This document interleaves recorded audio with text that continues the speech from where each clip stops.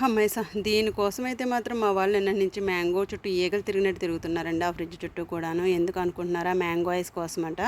So, ఇంక ఫైనల్‌గా అయితే ఇంక చేద్దామని చెప్పేసి యస్టర్‌డే అయితే చేశానండి. సో, వాళ్ళ కోసమే రీసెంట్‌గా బయటికెళ్ళినప్పుడు ఈ ఐస్ మౌల్డ్స్ అయితే తీసుకున్నాను.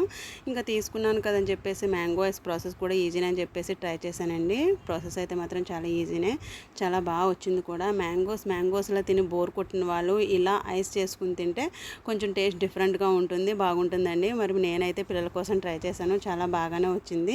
సో, చేసినప్పటి నుంచి ఎప్పుడు ఓపెన్ చేస్తామా, ఎప్పుడెప్పుడు తిందామా అని చెప్పేసి వాళ్ళైతే మాత్రం మ్యాంగో ఓపెన్ చేయగానే ఈగలు ఎలా వస్తాయో ఇది చేయగానే వాళ్ళు కూడా ఫ్రిడ్జ్ చుట్టూ ఇంక తిరుగుతూనే ఉన్నారండి. ఎప్పుడు తింటామా అని చెప్పేసి. నాకైతే ఇంకా ఫస్ట్ టైం కదా చేసింది, ఎలా వస్తుందో అని చెప్పేసి అనుకున్నాను అనమాట.